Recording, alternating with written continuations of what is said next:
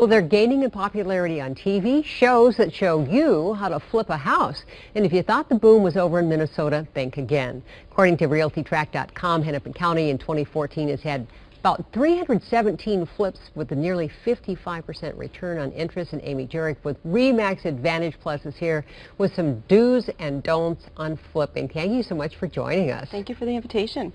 Okay, the classic definition of flipping is...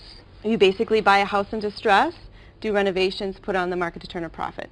As simple as that. Okay, so you have some do's and don'ts. So let's start with the do's. Absolutely. First of all, location. Location, location, location. That's always the #1 rule in real estate.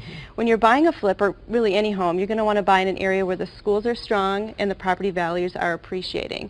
There are buyers sitting in certain pockets of the Twin Cities with bated breath, waiting for properties to come on the market that have been nicely renovated, and these homes are selling quickly. Okay, so let's talk about the other one. You talk about hire top-notch contractors. Absolutely. You've got to have a strong team of people that can give you fair pricing and excellent craftsmanship. And you're going to want to have a list of several contractors. Flipping just isn't carpet and paint. It could be quite extensive. You could need electrician, plumbers, carpenters, maybe siding, exterior, structural.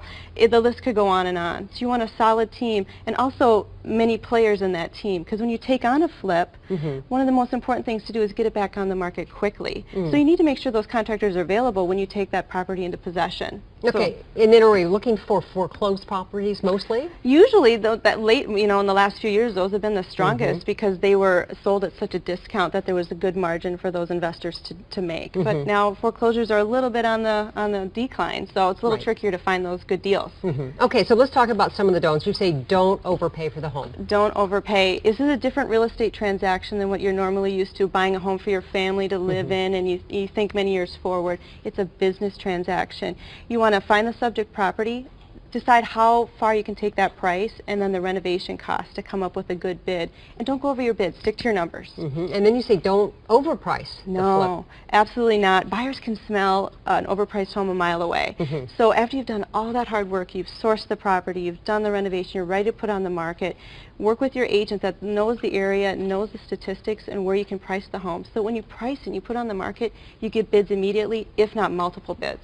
So really you need to look at this as a business transaction, not as an, oh, we'll just live here for a couple of months while all this work's going on. Exactly. The quicker you get it back on the market, your cost of money is going to reduce. So you're going to want to quickly get it back on the market. And of course, it's always about financing, because typically you think somebody's flipping it, they've got a big bank account. But that's not always the case. Not always the case. Some people, buy cash. Sometimes people have to finance it. Every investor is different. All right. Great tips, do's and don'ts for house flipping. We thank you so much for being with us.